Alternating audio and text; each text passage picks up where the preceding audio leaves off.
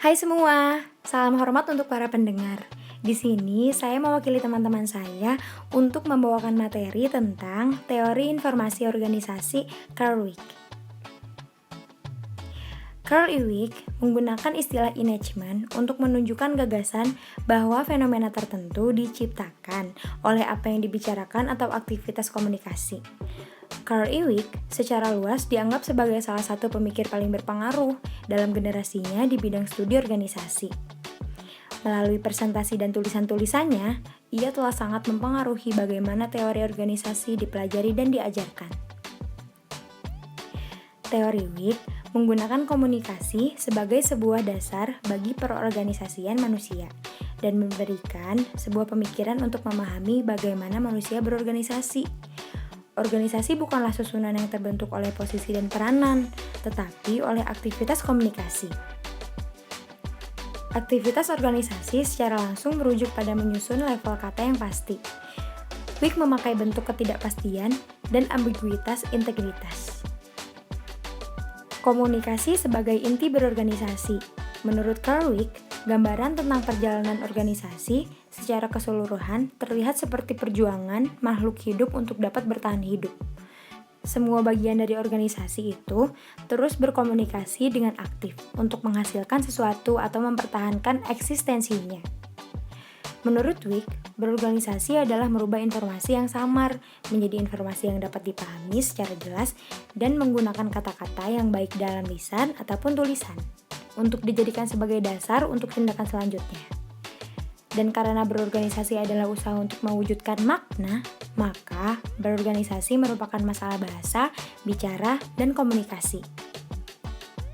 Interaksi ganda, yaitu komunikasi antara organisasi dengan lingkungannya, yang merupakan pembentuk setiap organisasi. Siklus komunikasi ini merupakan salah satu fokus penentu keberhasilan sebuah organisasi. Sebuah organisasi memerlukan informasi dan isu yang dapat membangun. Organisasi yang tidak dihadapkan pada isu yang menantang dan progresif, maka organisasi tersebut akan cenderung diam. Di mana sesuai dengan definisi Ewig terhadap organisasi, maka organisasi yang diam itu bukan lagi sebuah organisasi. Tujuan berorganisasi adalah untuk mempertahankan eksistensi organisasi. Teori organizing Ewig juga signifikan dalam bidang komunikasi, sebab menurutnya komunikasi adalah dasar human organizing dalam memberikan pemahaman rasional bagaimana mengorganisir orang. Organisasi tidak membuat struktur dari posisi dan peran, namun aktivitas komunikasi. Interaksi yang dibentuk organisasi konsis pada tindakan atau statement atau perilaku dari individu. Aktivitas organisasi mengisi fungsi mengurangi ketidakpastian informasi. Menurut Ewig, semua informasi dari lingkungan sekitar bersifat ambigu pada beberapa tingkatan.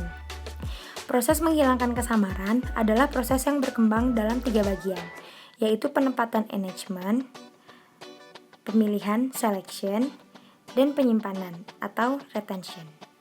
Kegiatan berorganisasi berfungsi untuk mengurangi ketidakpastian informasi.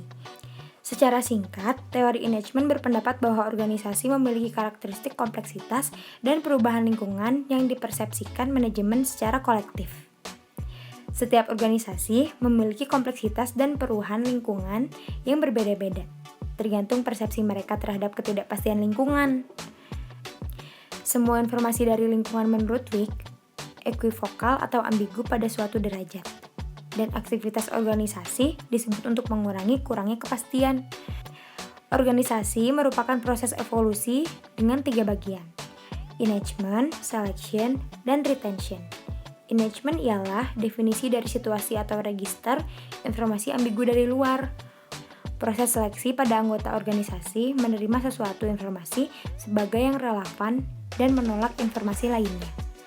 Proses ketiga yaitu retention. Sesuatu yang pasti akan dijaga untuk digunakan nanti. Elemen-elemen dasar dari model Ewig yaitu lingkungan, kesamaran, pembuatan, pemilihan, penyimpanan, titik pilihan, siklus perilaku, dan aturan tindakan semuanya berkontribusi terhadap pengurangan kesamaran. Elemen ini bekerja sama dengan sebuah sistem, masing-masing elemen ini saling berhubungan. Proses pengembalian keputusan. Wick beranggapan bahwa organisasi berada dalam sebuah lingkungan, bukan hanya lingkungan fisik, akan tetapi lingkungan informasi. Individu menciptakan lingkungan ini melalui proses enactment.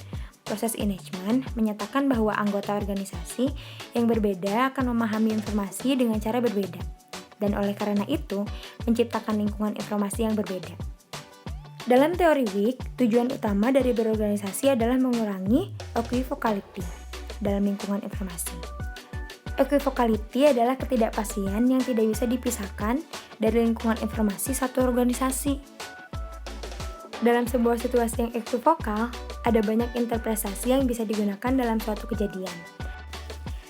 Nah, sekarang saya dan teman-teman saya akan memberikan masing-masing pengalaman pribadi yang ada kaitannya dengan teori Carl Ewing. Menurut saya, komunikasi menjadikan sebuah dasar dalam sebuah pemikiran untuk memahami bagaimana manusia berorganisasi. Berorganisasi berfungsi untuk mengurangi ketidakpastian informasi yang ada. Pengalaman saya dalam berorganisasi. Dalam berorganisasi memiliki isi pemikiran dan ide yang berbeda-beda, dan juga informasi-informasi yang berbeda. Proses pengambilan keputusan. Setiap anggota organisasi untuk kemudian mengambil keputusan sesuai tingkat equivocality-nya. Nama saya Fikri. Menurut pengalaman pribadi saya, berkomunikasi adalah menyampaikan sesuatu dengan tujuan mendapat feedback dan reaksi dari sebuah objek. Dalam setiap organisasi yang pernah saya ikuti, setiap anggota diwajibkan memiliki pemikiran yang kritis, analis, simpati, empati, berwawasan luas, tegas, dan juga lapang dada. Kita tahu dalam berorganisasi terdapat banyak sekali isi kepala dan juga isi hati yang jelas berbeda. Kita harus bisa mengesampingkan ego dan juga perasaan dalam berorganisasi guna kemaslahatan para anggota organisasi, yang dimana setiap anggota harus dapat menyelaraskan sebuah opini, pendapat, maupun statement yang dikerucutkan agar dapat mencapai sebuah mufakat, setuju, dan juga sependapat. Pengalaman pribadi komunikasi saya yang ada kaitannya dengan teori Carl Ewing, di mana saya bergabung dengan sebuah organisasi perusahaan di bidang properti, di mana pada saat itu atasan saya memberikan saya informasi yang isinya saya disuruh untuk membuat laporan penelitian hasil keuangan perusahaan. Nah, karena saya tidak tahu membuat laporan tersebut, hingga akhirnya saya melakukan tindakan di mana saya belajar untuk berpikir bagaimana cara membuat laporan tersebut. Sampai akhirnya laporan tersebut saya buat dan hasilnya saya serahkan kepada atasan. Kemudian atasan memberikan saya masukan-masukan kesalahan-kesalahan apa saja yang ada di laporan yang saya buat. Sampai akhirnya terus saya perbaiki laporan tersebut sehingga menemukan kecocokan hingga akhirnya disimpan. Saya Kiris Malia. Menurut pengalaman saya dalam berorganisasi adalah saat saya sebagai sekretaris yang mendapatkan tugas untuk mengajukan sebuah proposal. Tetapi pada saat itu, informasi yang saya dapatkan masih kurang lengkap. Maka dari itu, sebagai solusinya, saya mencari informasi tambahan dengan cara komunikasi antar anggota sesuai bagiannya masing-masing, lalu memahami informasi yang didapat agar informasi lebih jelas dan dapat melengkapi proposal yang akan diajukan.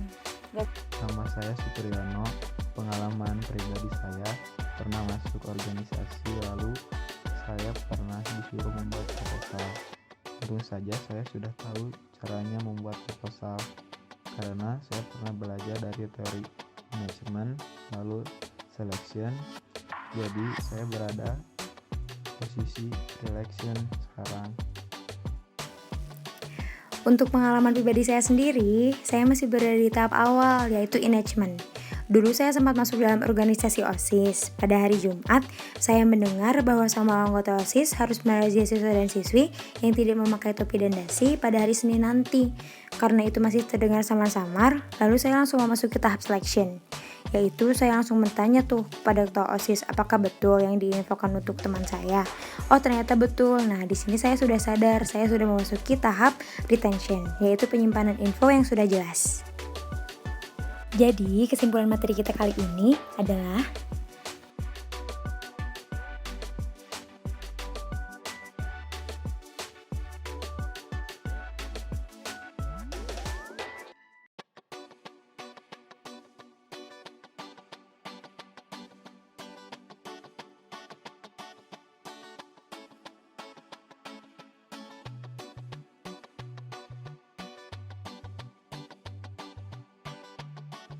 Nah, kurang lebih begitu deh teman-teman. Mohon maaf ya jika ada penyampaian yang kurang memuaskan untuk para pendengar. Semoga informasi ini berguna untuk kita semua. Sampai jumpa!